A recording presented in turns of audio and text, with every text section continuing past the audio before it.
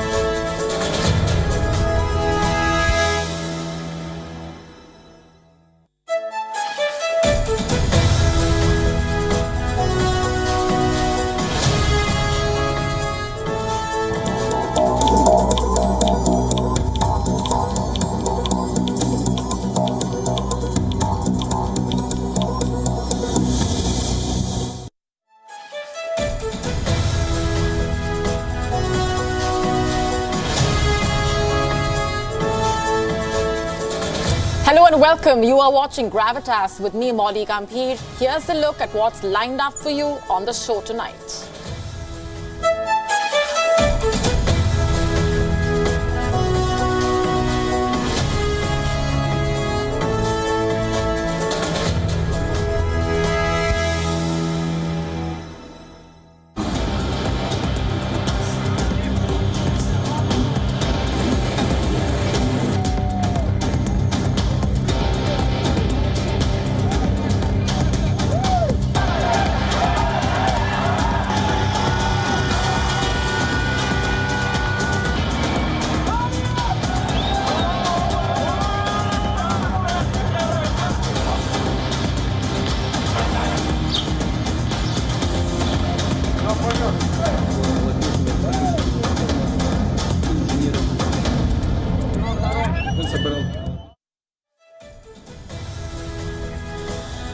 Our cover story tonight comes from Russia. The Wagner Mutiny there might have died down, but it has given birth to multiple questions.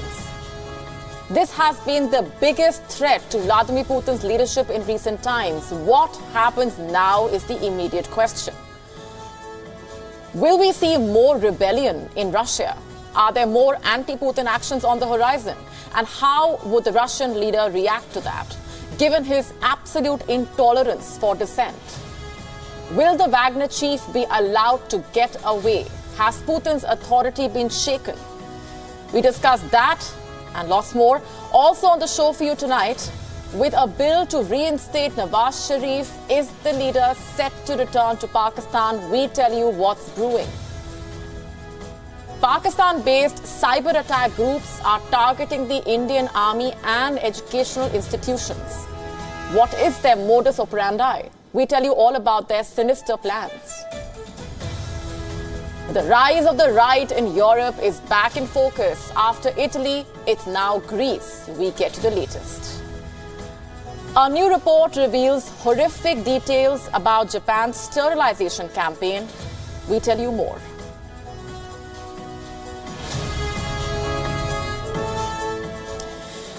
The rebellion took off like a rocket, dazzled and then fizzled out like a damp squib. Instead of marching in triumph to Moscow, the Wagner mercenaries are heading back to the barracks. Their loudmouthed leader, Yevgeny Prigozhin, has been exiled to Belarus. His life and money is safe, but his ambitions stand crushed. An unprecedented and almost unbelievable challenge to Vladimir Putin's steel grip rule over Russia for more than 2 decades has now ended. But is this also the end of the story? Putin may have survived for now, but has his credibility been irretrievably bruised or even irreparably damaged? And just what price will Vladimir Putin have to pay for letting Prigozhin get away? And will this price include reverses in the war with Ukraine? The man who brokered the deal that stopped Yevgeny Prigozhin literally in his tracks on Saturday evening was the president of Belarus, Alexander Lukashenko. Now, we do not know yet all the details, but the deal was effective is what we know. The Wagner troops retreated, and if they had not, by the way, the 25,000 men would have been drowned in one of the greatest bloodbaths of this century as Russia turned its air power on the infantry. And in return, the Wagner Group chief will not face trial, which would have ended in execution. This statement was issued by Lukashenko's office after his meeting with Prigozhin, the private chef turned warlord. It said, and I'm quoting, "The sides agreed that it is unacceptable to start a bloodbath in Russia's territory." Yevgeny Prigozhin accepted Alexander Lukashenko's proposal on stopping the advance of Wagner's armed units in Russia's territory and on further steps meant to de-escalate the tensions. And just hours later, the Wagner chief was seen leaving his military headquarters in Rostov-on-Don. But here's the unusual part. Scores of people surrounded his convoy, treating him like a hero. They were seen clicking selfies and shaking his hands.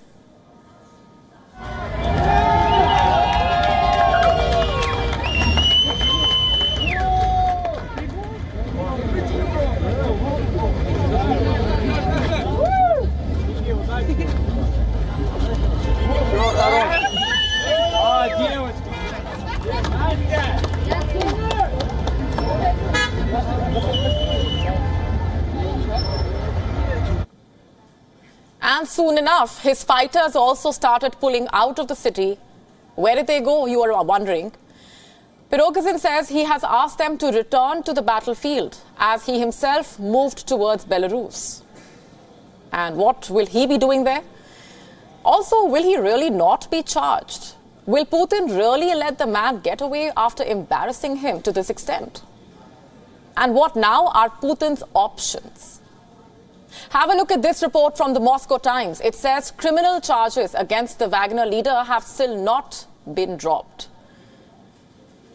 Russia's Federal Security Service, or FSB, is still conducting its investigation. By the way, the report says it is premature to reach a decision about the investigation's future. Likewise, the future of his fighters remains uncertain. There are at least 25,000 of them who took part in this mutiny, and some of them have gone back to Ukraine. Some have left with Prigozhin for Belarus. And some are being offered contracts directly with the Russian military. Just to put this simply, the Wagner Group looks dissolved as of now. But this does not make for good optics. You challenge the Kremlin in the middle of a war, and then you are given a chance to leave without punishment for the biggest crime in military code book, and that's the mutiny.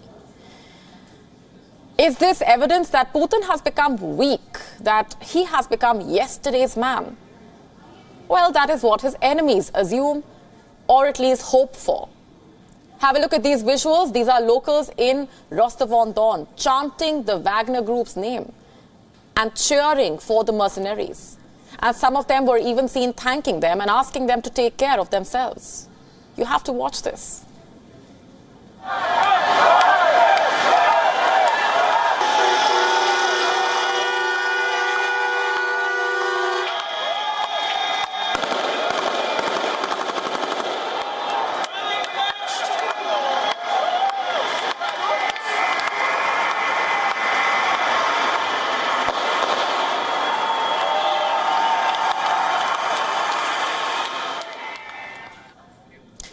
And that's not all. When asked about Wagner's actions, some Russians did not even hesitate in saying that Russia is indeed facing internal problems. Problems that the people can no longer tolerate. Listen into a few voices. There are very serious problems in the country and they need to be solved. People who can no longer tolerate it, they resort to such radical methods as Prigozhin. It resolved quietly enough, peacefully enough. But of course it would have been better if it did not come to this situation. In my opinion, if it was possible to have troops, not Russian troops, but a private military company march into the city and to seize several facilities, there's something that should be reconsidered.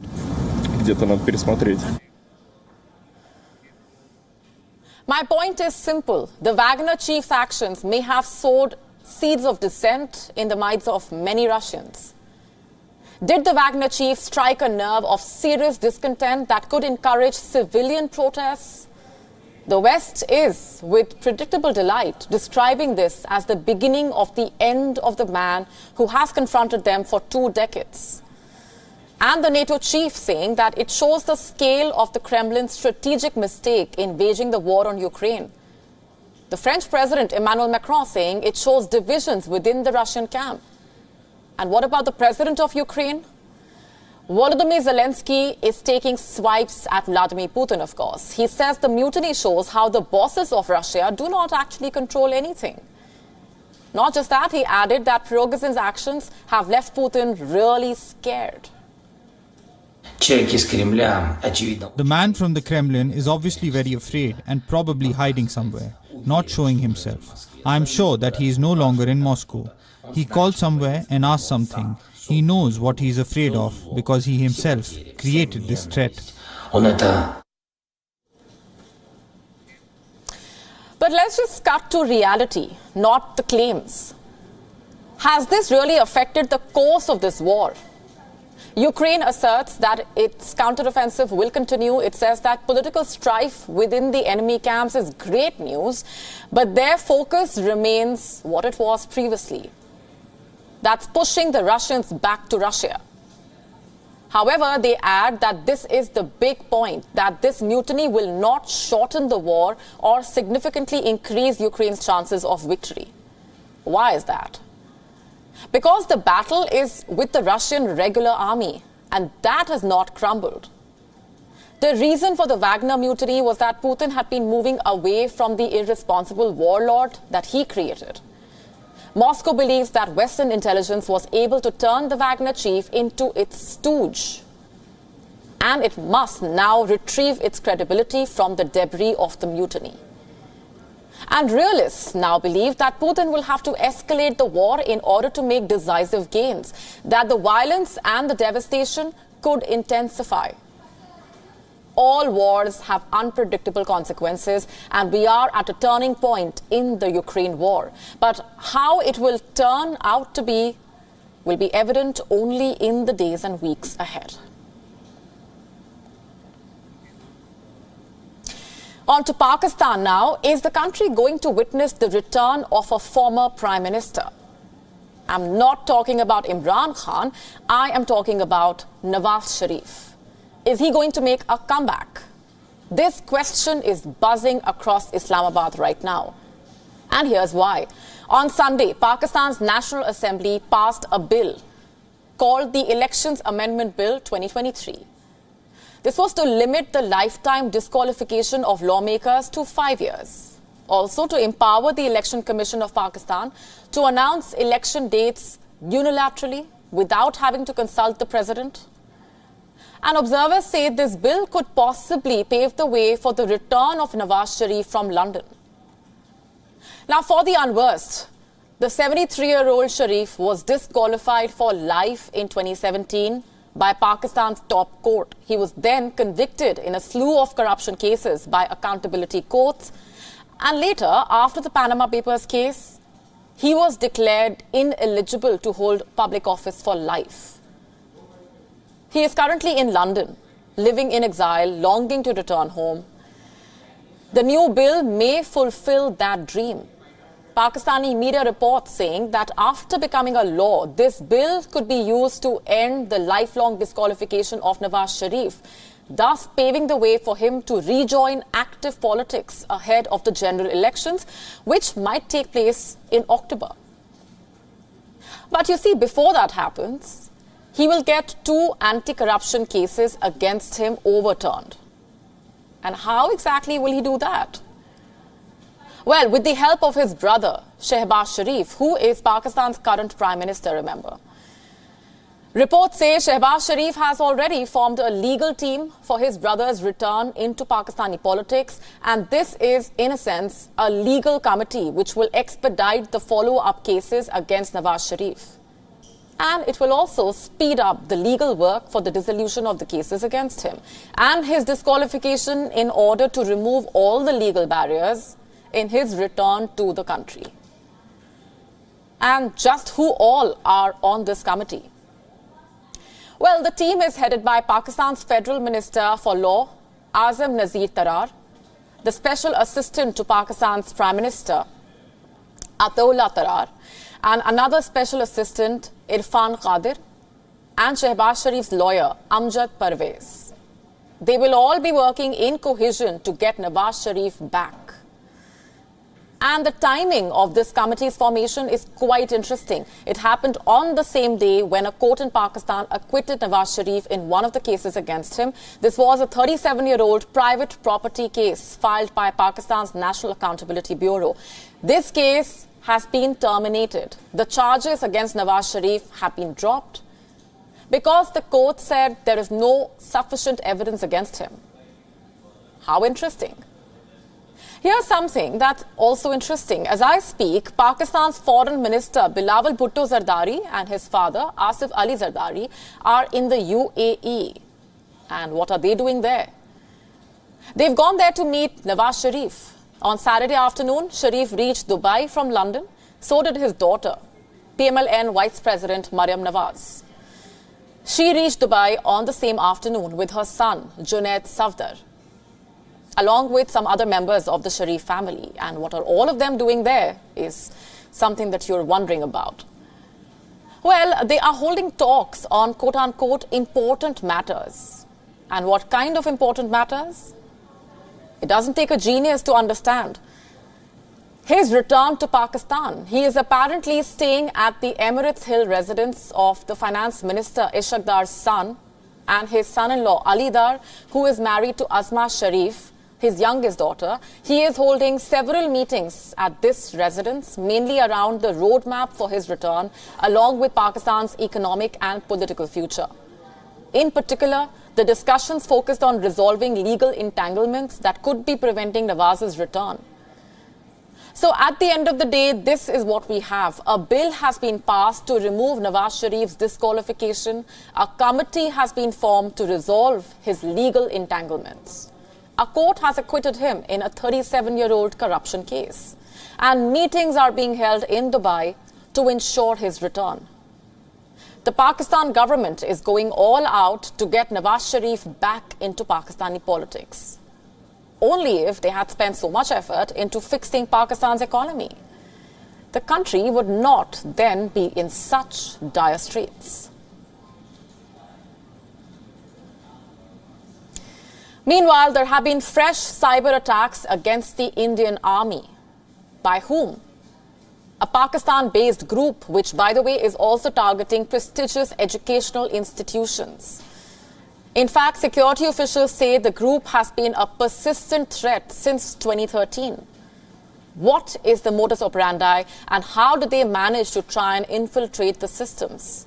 Our next report telling you all about this. A Pakistan-based group called the Transparent Tribe has a history of targeting the Indian government and military entities. The group is believed to have originated in 2013 in Pakistan, and now it is also targeting educational institutions. The aim of the attacks is to get unsuspecting victims to divulge sensitive information. What is their modus operandi? First, the group sends a malicious file, disguised as a legitimate document by the name Revision of Officers Posting Policy. The document contains embedded malware to exploit vulnerabilities. Educational institutions like the Indian Institute of Technology and the National Institute of Technology are also under attack. In fact, the group is focusing on the Indian education sector since 2022. Reports say the attacks have intensified this year and peaked in February. The Transparent Tribe also has a subdivision called Side Copy. What does Side Copy do? Experts say the group targets Indian defense organizations. Pakistan has often tried to infiltrate Indian defense organizations. Remember the Pradeep Kirulkar case? The senior scientist at the Defense Research and Development Organization was honey-trapped. By whom? It was a Pakistani intelligence agent. It all started with the spy contacting Kirulkar through social media. After successfully gaining his trust, she tricked him into sharing private photos and videos that helped the spy blackmail the scientist and force him to share sensitive defense information. A spy earlier also extracted information from a senior technical officer at the DRDO. Due to the gradual rise in cyber attack cases, security experts have suggested the army must upgrade the security mechanism. There is a need to protect the system against known vulnerabilities. Organizations have been advised to implement robust email filtering and use web security solutions to block malicious content. Bureau Report, WION, World is One.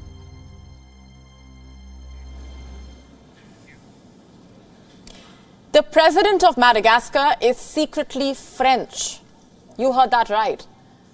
Leaked documents now show that André Rajoelina obtained French nationality in the year 2014, and this has caused quite a stir in Madagascar. Many are seeing it as an act of betrayal.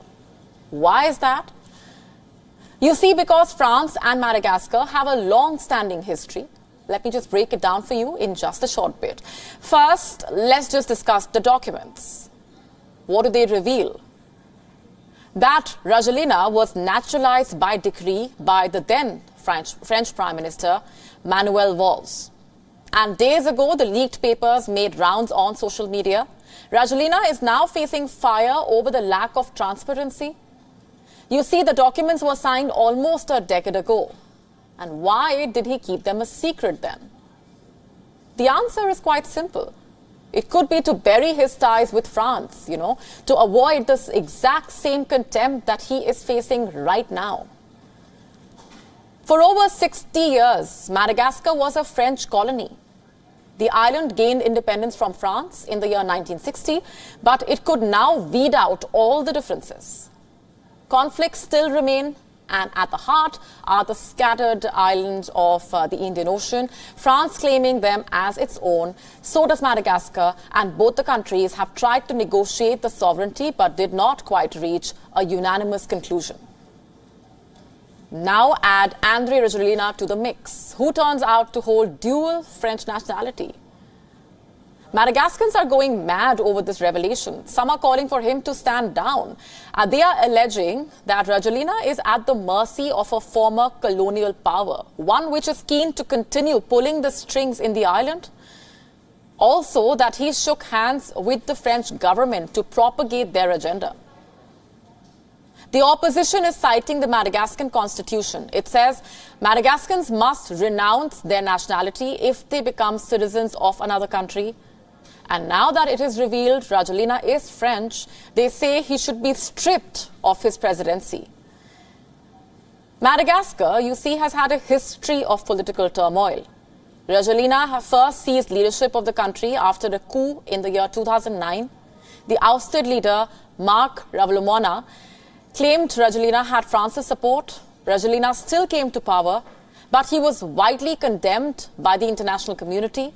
Sanctions swiftly followed, the economy nosedived, and to date, some 75% of the population lives below the poverty line. In 2014, 5 years after taking the office, Rajoelina left in an agreement which reports say was brokered by Paris. As per the leaked documents, it was the same year he became a French national. You see, France had been willing to assert some influence over its former colony. Rajoelina again came to power in 2018 after winning the presidential elections. He promised to take up the dispute over scattered islands with France. And only a year later, in 2019, the president, Emmanuel Macron, traveled to Glorioso Islands, one of the scattered islands. According to reports, he declared, "This is France," before cameras and the media. And this sent shock waves through Madagascar. The diplomatic ties continue to fray. And earlier this month itself, Rajoelina met Macron in Paris. Both were supposed to resolve the issue of the islands. But that seems to have gotten nowhere. And now comes the controversy over his nationality. Critics say this explains why Rajoelina does not stand up to the president, Emmanuel Macron. But is that really the case? President André Rajoelina has some tough questions to answer, clearly.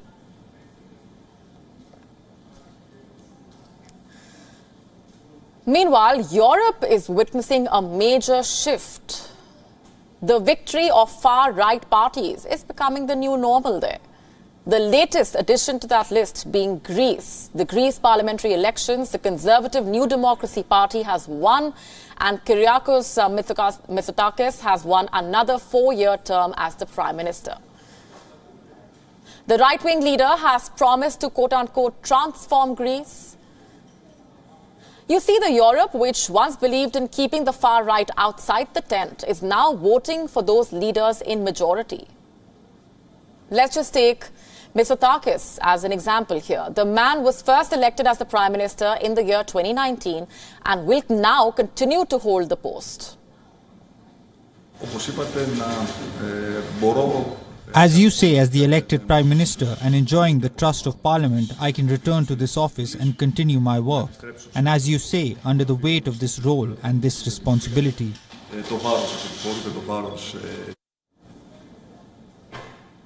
And his victory comes after a migrant ship capsized in the west coast of Greece. Hundreds died and no immediate rescue operations were conducted. The Greek authorities were heavily criticized for this. The question is, why did the citizens vote for him? And why was his failure rewarded with a second term as the Prime Minister, many would ask. Experts say that voters are more concerned about the economy. You see, Greece is finally recovering from a brutal financial crisis. Mitsotakis is responsible for showing some growth in the economy, while others fail to deliver economic growth. But Greece, you see, is not alone in supporting the right wing. Have a look at what's playing out in Italy. When Giorgia Meloni became the Prime Minister, critics said that it was the most right-wing government since the end of the Second World War. And why would people say that? One of the reasons was that the party carried a neo-fascist image. What is neo-fascism? The ideology basically believes in ultra-nationalism, racial supremacy, authoritarianism, populism, and anti-immigration sentiment. And this ideology spills over to one of the Italian citizenship laws. Meloni's party opposes citizenship being granted to the children of foreign parents. In fact, the army aims to reduce access to welfare benefits for the foreigners. Meloni has tried to cleanse her party's neo-fascist image. She says that fascism has been consigned to history, quote-unquote. But the ironical part is that the party still carries its fascist motto: God, family, fatherland. So why are people supporting the archaic ideologies? With growing economic insecurities, experts say that right-wing parties have ample opportunities to blame the left. It seems that the scapegoating helps win the support of the voters. Political experts also saying that the left wing is failing when it comes to fighting back.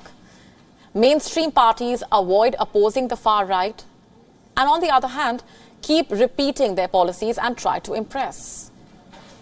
Although it still remains a mystery why the far-right trend is rising, countries like Austria with its far-right Freedom Party, Spain with its conservative Vox Party becoming a strong contender, also Germany where the right-wing Alternative for Germany party is gaining popularity, also France where the National Rally Party had the best results last year.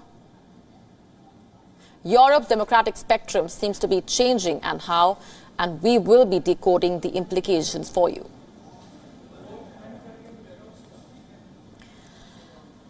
Let's now shift our focus to Japan. The country had a draconian sterilization law in place for almost 48 years, considered by many as a dark chapter in Japan's post-war recovery. The brutal decree was repealed in the year 1996, and now the Japanese parliament has received a long-awaited report on its forced sterilizations. Our next report telling you more about this.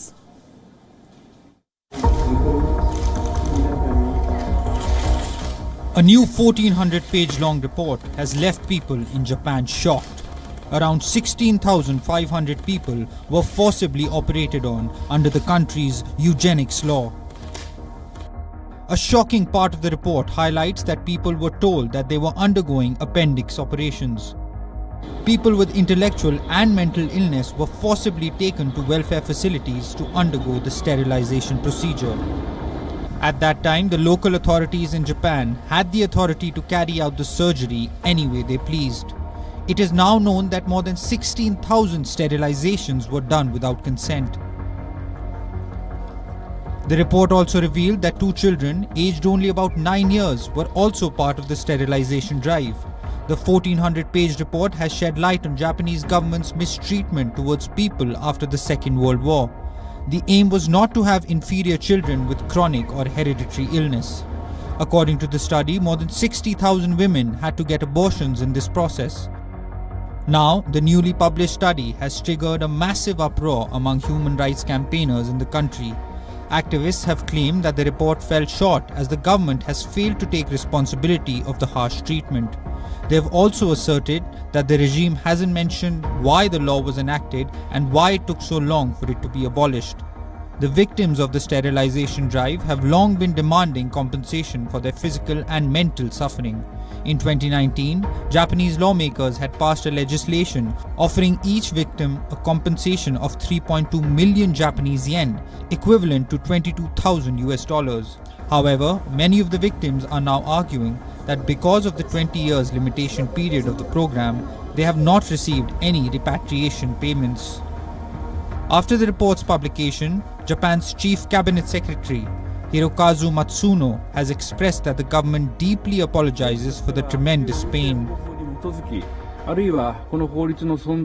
The government sincerely reflects upon and apologizes for the fact that many people were forced to undergo sterilization surgery for the reason that they had diseases and disorders and that they suffered a great deal of pain. Lawyer Koji Nisato, who appeared for the victims, has praised the report for revealing the extent of the horror people went through. However, the solicitor has claimed that some important questions still remain unanswered. Bureau Report, WION, World is One.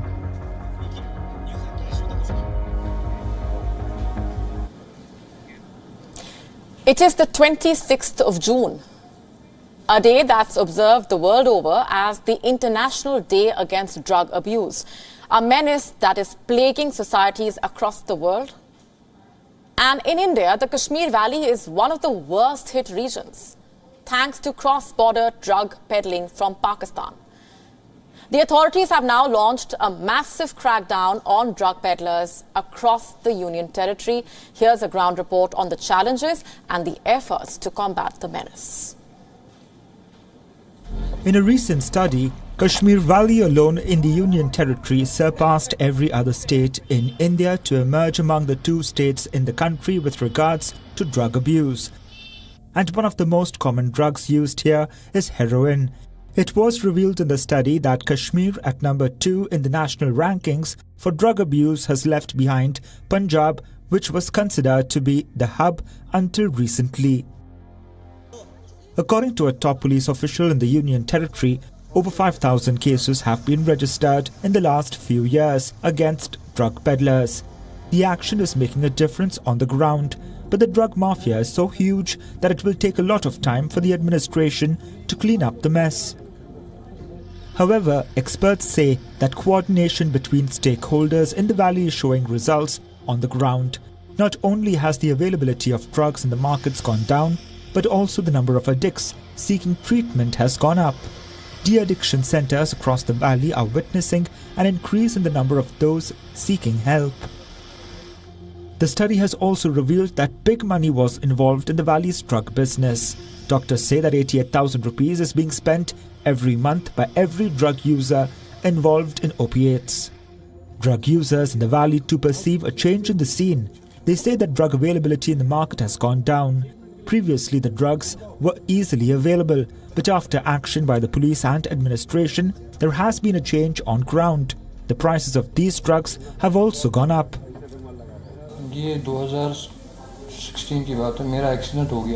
I started in 2016. I had an accident and was at home, and my friends used to visit me and they gave it to me. They didn't even know how to use it, but then we met some people who taught us how to use heroin. I was fully an addict by 2017. The study has revealed that the bulk of those given to use drugs are in the age group of 17 to 33, and they are mostly from among the unemployed. The most commonly used psychoactive substance was opioids. The study also shows that in all 10 districts, more than 67,000 showed patterns of dependence on psychoactive substances. Of these, more than 5,000 were found to be opioid dependent, and heroin was the predominant illicit drug of choice among opioid users. Most of the drug users in the valley say that action needs to be taken against the peddlers, and that is how the menace of drugs could be curbed in the valley. According to them, if the addict does not get the drugs, it will solve all the issues. With me, I started with medicinal opiates. I shifted to brown sugar and then to heroin. I left a year ago. It was so easily available, especially in the outskirts of Srinagar and an area close to Sangam. Sometimes even girls would sell it to us. There are many whose deaths have been caused by drug overdose in the valley, and 30 to 40% of the addicts suffer from symptoms of overdose. The majority of overdose cases were suffering from hepatitis C disease due to severe damage of the liver.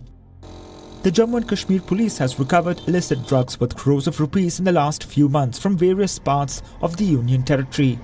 Police say that most of the drugs come from across the border from Pakistan. Many such consignments were recovered from areas close to the line of control, like Kupwara and Uri. A lot of these were dropped in different parts of Jammu by drones from across the international border. Bureau Report, WION World is One. Earlier this month, a Tirupati temple in the Indian Union Territory of Jammu was opened to devotees. Plans are now underway for another one in Gujarat. Another one will be built in Chhattisgarh. The trust will also discuss proposals with the government of Bihar. Meanwhile, the Maharashtra government has already allocated 10 acres of land for the construction. And it's not just these places. The Tirupati Devasthanam, or the TTD, India's richest temple trust, is going big. It will be opening a temple in all the states and union territories of India is the plan. The most iconic Tirupati temple is, of course, the one in Tirumala in Andhra Pradesh. Located at the 7th peak of the Tirumala hills, the temple houses an idol of Lord Venkateshwara standing under a gold gilded dome. Roughly 30 to 40,000 devotees visit the temple every day. But if it is the New Year's, the figures can be as high as 75,000. You see, it holds the Guinness World Record for being the most visited Hindu temple. The Tirupati temple is also the richest one in the world, with an annual budget of over $57 million. And now Hindu devotees will not have to travel till Andhra Pradesh to visit the temple, as replicas of this Lord Venkateshwara temple will be built pan-India. The idea behind this is to take God to the very doorsteps of devotees.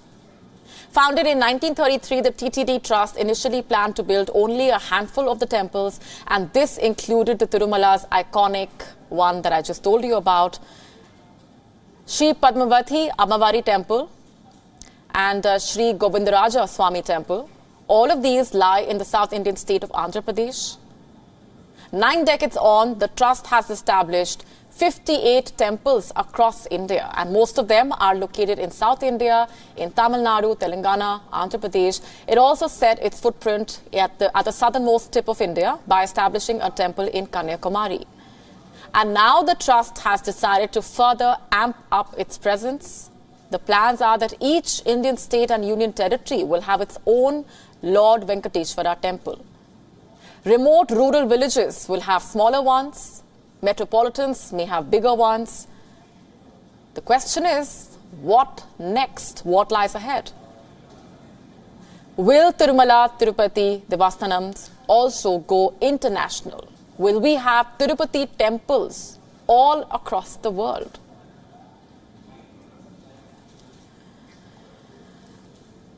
Moving on for now, a low-rise construction made of reused materials has sprung up to make the point to tackle climate change. That's the message that it's sending out, surrounded by the glass and steel towers of London's financial district. The Greenhouse Theatre, billed as Britain's first zero-waste theatre, is staging plays in London over the summer months when long, light evenings reduce the need for electricity. Our next report telling you more. This is the Greenhouse Theatre, and it's billed as Britain's first to be zero waste. The construction is made solely of reused material, and it's here to make a point about climate action. The theatre has been built by a team led by artistic director Ollie Savage.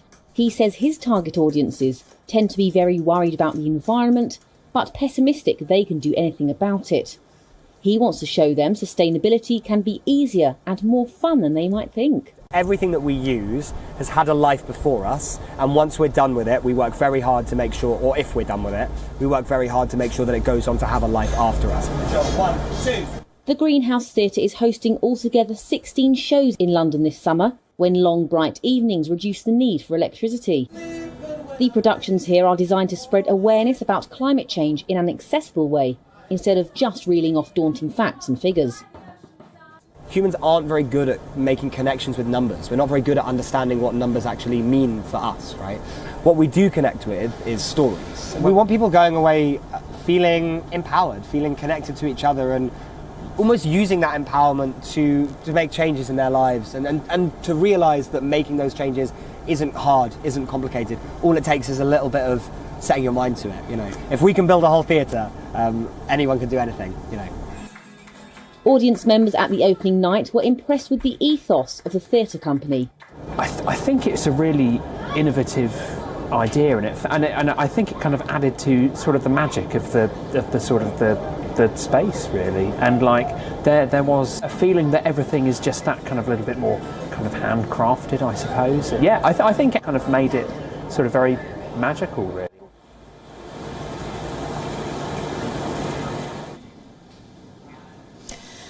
Let's now tell you what else made news around the world. Time for Gravitas Global Headlines. Labour Party chief Keir Starmer talked about building a deep diplomatic relationship with India under a Labour government in the UK as he addressed the India Global Forum in London.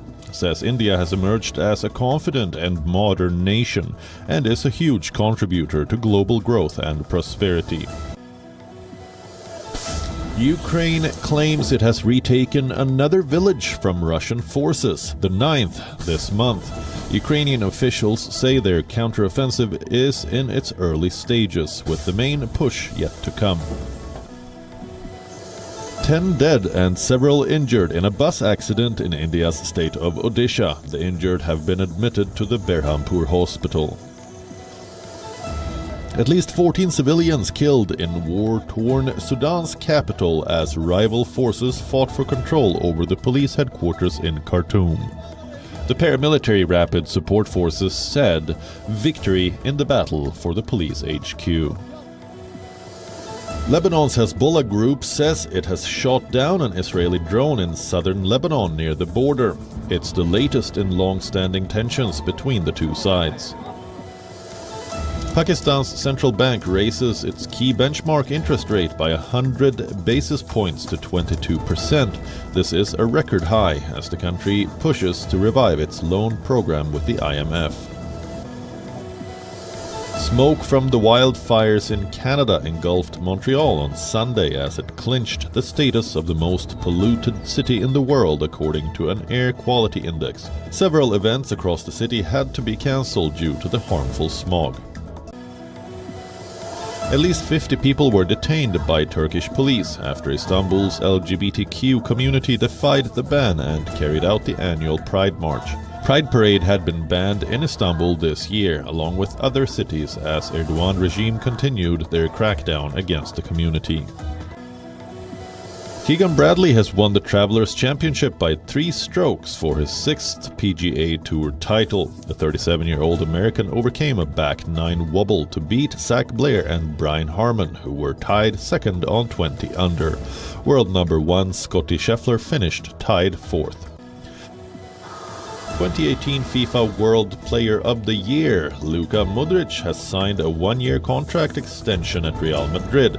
The 37-year-old snubbed a big money move to Saudi Pro League side Al Hilal to extend his stay in the Spanish capital.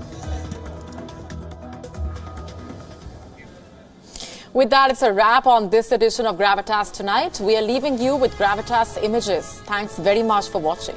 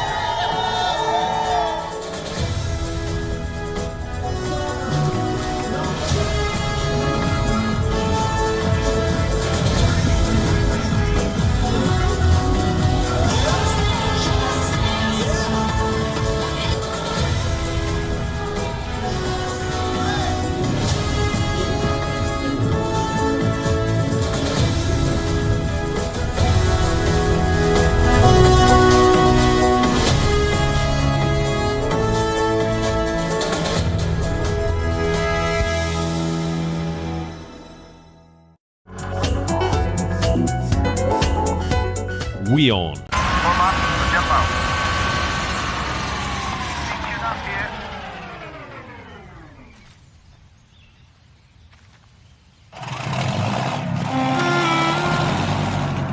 आने वाली खुशी के लिए एक ख्याल ही काफी है। Ebix cash.